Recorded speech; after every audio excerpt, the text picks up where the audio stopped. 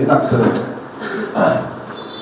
ಈ ಟ್ರಾನ್ಸ್ಫರ್ಸು ಈಗ 27 ನಾವು ಕೌನ್ಸಿಲಿಂಗ್ ಸ್ಟಾರ್ಟ್ ಮಾಡಬೇಕು ಅಂತ, ಅದನ್ನು 4-5 ಡೇಸ್ನ ಮತ್ತೆ ಮುಂದೆ ಹಾಕಿದ್ದಾರೆ ಅಂತೇಳಿ ಇಲಾಖೆಯಲ್ಲಿ ಸ್ವಲ್ಪ ಬೇರೆ ಬೇರೆ ವಿಚಾರಕ್ಕೆ ನಾವು ಮುಂದೆ ಹಾಕಿದ್ವಿ. ಇಲ್ಲ ಈಗ ಸ್ಟಾರ್ಟ್ ಆಗುತ್ತೆ ಅಂತೇಳಿ ಸ್ಟಾರ್ಟ್ ಆಗಿದೆ, ನಾನು ಫಾಲೋ ಮಾಡಲಿಲ್ಲ. ಏನು ಹೆಚ್ಚುವರಿ ನಾನು ಮಾಡೋದಲ್ಲ, ಅದು ಕಾನೂನಲ್ಲೇ ಇದೆ, CLR ರೂಲ್ಸಲ್ಲಿ ಇರ್ತದೆ. ಇಷ್ಟು ವರ್ಷ ಆದಮೇಲೆ ಇದು ಹೆಚ್ಚುವರಿ ಆದರೆ ಈ ಥರ ಮಕ್ಕಳಿದೆ. ಆ ಹೆಚ್ಚುವರಿಗೆ ಇನ್ಫ್ಯಾಕ್ಟ್ ಇನ್ನೂ ಭಾಳ ನಂಬರ್ಸ್ನ ಕಮ್ಮಿ ಮಾಡಿದೆ ನಾನು. ಹೆಚ್ಚುವರಿ ಜಾಸ್ತಿ ಮಕ್ಕಳಿರಲ್ಲಿ ಹೆಚ್ಚುವರಿ ಮಾಡಬೇಡಿ ಅಂತಲೇ ನಾನು ರಿಕ್ವೆಸ್ಟ್ ಮಾಡಿದ್ದೀನಿ. ಆ ಹೆಚ್ಚುವರಿಯ ಟೋಟಲ್ ನಮ್ಮ ರಾಜ್ಯದಲ್ಲಿ ನನಗೆ ಗೊತ್ತಿರೋ ಪ್ರಕಾರ 1800 ಟೀಚರ್ಸ್ ಆರ್ ಹೆಚ್ಚುವರಿ ಅಂತೇಳಿ ಹೋಗ್ತಾರೆ. But they will not go out of district, ಅವ್ರು ವಿತಿನ್ ದ ಡಿಸ್ಟ್ರಿಕ್ಟ್. ಅದಕ್ಕೆ ರೂಲ್ಸೇ ಇದೆ, ಅದು CLR ರೂಲ್ಸೇ. ಅದೇನಾಗ್ತದೆ, ಪಾಪ ಯಾರೋ ಅವರು ಪಾಠ ಹೇಳ್ಕೊಟ್ಟಿರ್ತಾರೆ, ಅವರು ಬಿಟ್ಟು ಹೋದ ತಕ್ಷಣ ಮಕ್ಕಳಿಗೆ ಮತ್ತು SDMC ಅವರಿಗೆ ಒಳ್ಳೆ ಟೀಚರು ಇವ್ನು ಉಳಿಸ್ಕೊಳ್ಬೇಕು ಅನ್ನೋ ಆಸೆ ಮೇಲೆ ಇದನ್ನು ನನಗೆ ತುಂಬ ಇದು ದಿನ ಬೆಳಗ್ಗೆಯಿಂದ ಸಾಯಂಕಾಲದವರೆಗೆ ರಿಕ್ವೆಸಿಷನ್ ಬರ್ತಾ ಇದೆ.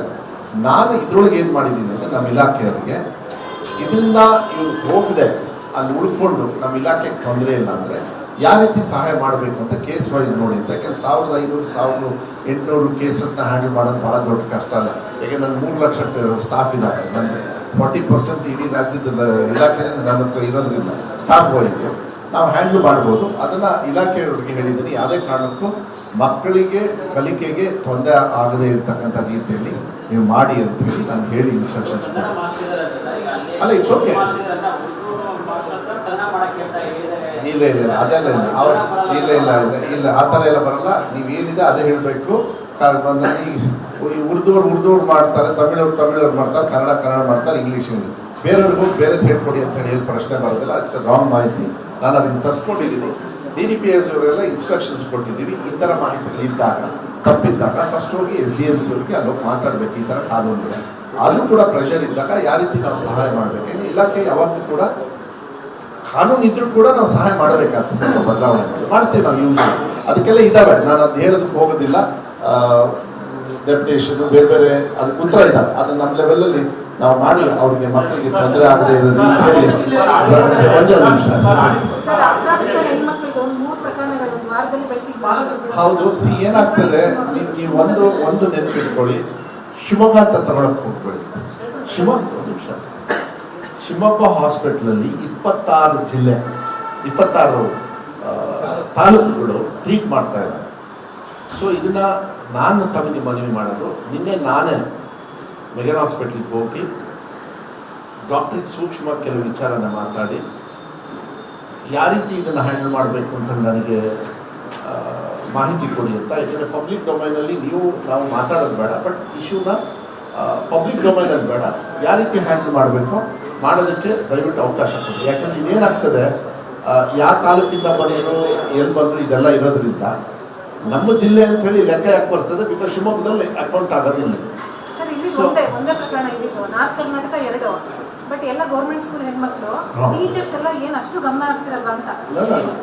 ನಾನು ಅದಕ್ಕೆ ಹೇಳ್ತಾ ಇದ್ದೀನಲ್ಲ, ಇದು ಸೂಕ್ಷ್ಮವಾಗಿರೋದ್ರಿಂದ ನಿನ್ನೆನೆ ನಾವು ಮಾತಾಡಿ ಕೆಲವು ನಿರ್ದೇಶನಗಳನ್ನು ನಮ್ಮ ಇಲಾಖೆಗೆ ಅವರು ಕೌನ್ಸಿಲಿಂಗ್ ಬೇಕಾಗ್ತದೆ, ಕೆಲವು ವಿಚಾರಗಳಿದ್ದಾವೆ. ಈಗ ಮಾರಲ್ ಸೈನ್ಸ್ ಅಂತ ಹೇಳಿದೆ, ನಾನು ಅದು ಮೋಸ್ಟ್ಲಿ ನಾಳೆ ನಾಡ್ದು ಏನೋ ಟೆಂಡರಿಗೆ ಹೋಗ್ಬೋದು. ನಾನು ಮೊನ್ನೆ ಸೈನ್ ಮಾಡಿ ಕಳಿಸಿದ್ದೀನಿ. ಮಾರಲ್ ಸೈನ್ಸ್ ಬಂದ ತಕ್ಷಣ ಈಗ ಫಸ್ಟ್ ಸಸಿ ಹಾಕಬೇಕು. ನಾಳೆನೇ ನೀವು ಸ್ಟಾರ್ಟ್ ಮಾಡಿಬಿಟ್ರಿ ಫಲ ಬರುತ್ತಾ ಅಂತ ಹೇಳಿದರೆ ಸ್ವಲ್ಪ ನಾನು ಟೈಮ್ ಕೊಡಿ ಅದು.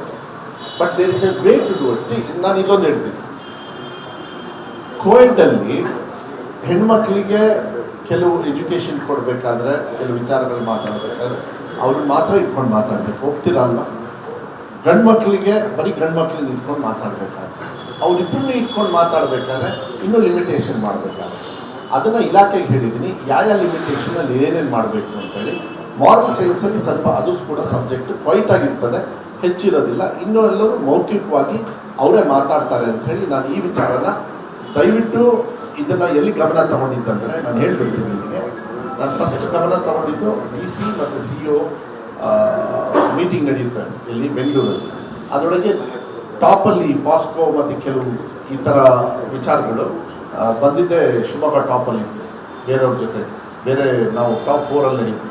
ಸೊ ಅದನ್ನು ಮಾನ್ಯ ಮುಖ್ಯಮಂತ್ರಿಗಳು ಭಾಳ ಸೀರಿಯಸ್ ಆಗಿ ಯಾವ ರೀತಿ ನೀವು ಇದನ್ನು ತಗೊಳ್ಬೇಕು ಅಂತ. ಅದಕ್ಕೆ ಕೆಲವು ವಿಚಾರಗಳನ್ನು ನಾವೆಲ್ಲ ಪ್ರಮಾಣ ಮಾಡೋದು ಇದೆಲ್ಲ ಈಗ ನಡೀತಾ ಇದೆ, ನಿಮಗೆ ಗೊತ್ತಿದೆ ಕೆಲವು ವಿಚಾರಗಳನ್ನು.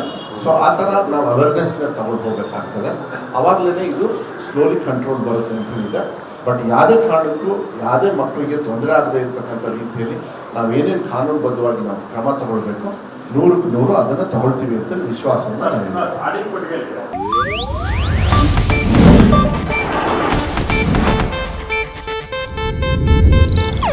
ಇದು ಏಷ್ಯಾನೆಟ್ ನ್ಯೂಸ್ ನೆಟ್ವರ್ಕ್ ಪ್ರಸ್ತುತಿ.